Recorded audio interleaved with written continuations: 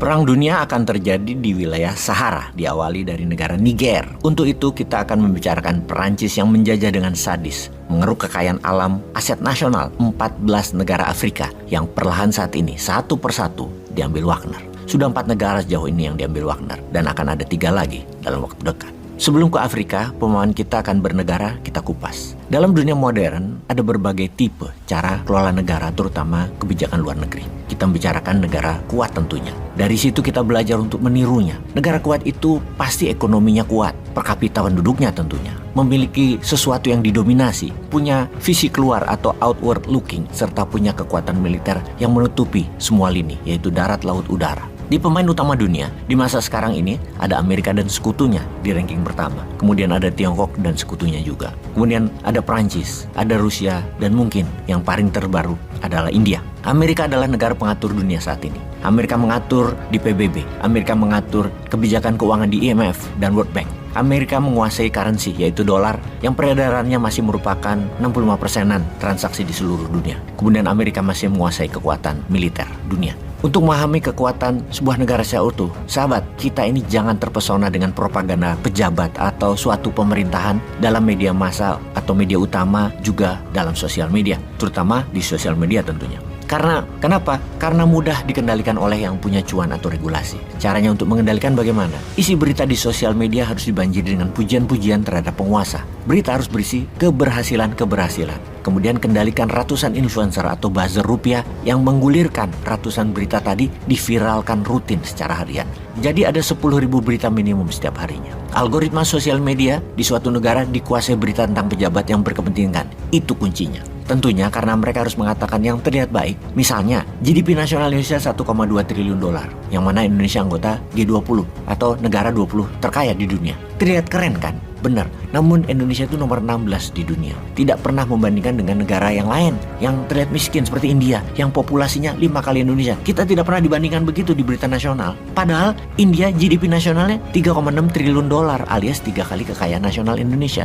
India adalah negara nomor 5 di dunia kekayaannya saat ini. Ada puja-puji yang mengatakan di tahun 2050 Indonesia itu nomor 5 kekayaannya di dunia. Nah, India nomor berapa di tahun 2050? Kok nggak disebut? Nomor 2. Sekali lagi, kok nggak dikabari hal itu? Yaitulah yang disebut selected information. Informasi yang dipilih yang menguntungkan dan terlihat keren untuk diri seseorang atau untuk suatu kepentingan. Di tahun 2050, nomor 1 Tiongkok diperkirakan GDP nasionalnya 50 triliun dolar. India nomor 2, 40 triliun dolar. Kemudian Amerika nomor 3, 35 triliun dolar. Indonesia 5-6 triliun dolar. Jauh dibandingin India dan Tiongkok. 5-6 triliun dolar itu dengan populasi sekitar 450 jutaan penduduknya Indonesia nanti, dengan syarat lain yaitu naik pertumbuhan ekonominya minimum 8% per tahun mulai sekarang. Harusnya memang sejak tahun 2014 harus sudah 7% naiknya per tahunnya, namun kan gagal, hanya rata-rata 4%-an atau setengah dari cita-cita waktu mulai berkuasa dulu dan dari janji kampanye. Kalau model begini bernegaranya,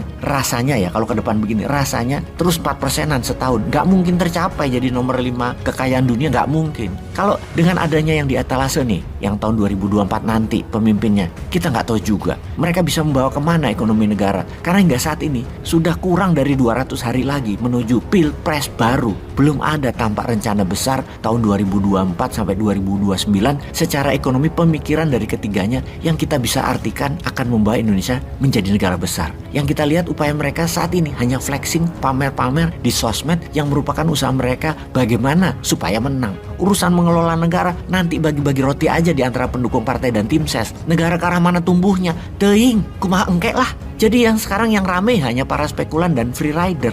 Mereka main 2 bahkan 3 kaki, main di elit tentunya. Sehingga siapa saja yang jadi nanti, mereka tetap ada jatah. Bisa ubah arah kebijakan. Memang penguasa kalau masih level bawah berkutak hanya di 2 hal, modal dan pasar. Namun kalau sudah elit, yang terpenting bukan modal dan cuan tapi kebijakan. Apakah kebijakannya akan membuat negara makmur 5 triliun dolar nantinya, tumbuh 8% minimum setahun? Ya belum tentu mikirin begitu. Yang penting bisnis mereka tumbuh 100% setahunnya. Siapa mereka? Ya para pejabat dan bohir-bohirnya itu. Sisanya rakyat autopilot aja, survival of the fittest. Yang nggak fit ya nggak survive. Jadi apa yang negara lakukan ke depannya untuk rakyat makmur. Bukan hanya ekonominya, tapi intelektual masyarakatnya, kesehatan penduduknya, dominasi produk ekspornya, dan tentunya dominasi geopolitik, politik di kawasan. Inilah hal yang kita tunggu-tunggu sebagai rakyat. Ide pemikiran baru gabungan antara Pak Karno dan Pak Harto yang demokratis dan humanis di dalam negeri, otoriter dan agresif ke luar negeri. Ini gaya baru. Untuk kekuatan geopolitik, kita sulit menandingi cara Amerika karena sudah mereka kerjakan 100 tahun lebih. Namun meniru strategi Tiongkok itu lebih bisa. Tiongkok baru memainkan perannya ke luar negeri belum ada 15 tahunan terakhir. Awal itu muncul dari kekhawatiran mereka. Yang pertama dikenal dengan sebutan Malaka Dilema. Kebingungan Tiongkok kalau Selat Malaka dimainkan Malaysia dan Indonesia. Tapi syukur dua negara itu sudah di tangan mereka dan mereka sudah caplok dua negara itu dalam 15 tahun terakhir. Malaysia agak lepas dari Tiongkok akhir-akhir ini karena kaki tangan Tiongkok di Malaysia, Najib Razak sudah digulingkan, yang mana sekarang Anwar Ibrahim adalah pendatang yang punya ideologi Melayu yang kuat yang akan membawa Malaysia seperti gabungan antara Mahathir dan Lee Kuan Yew.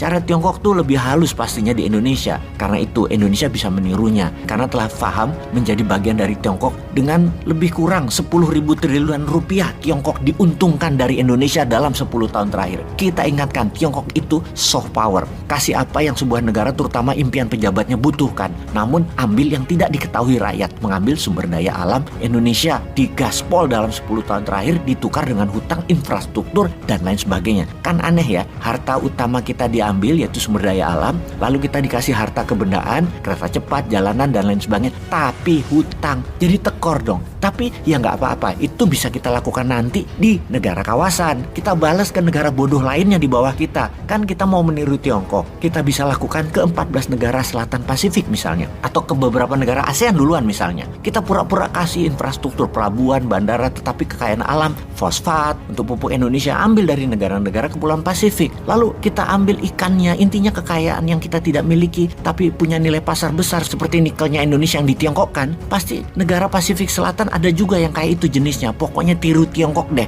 Lebih alami kita menirunya ketimbang cara Amerika. Apalagi pakai cara Rusia yang pakai Shadow Army Wagner. Orangnya anda kita bos. Peace.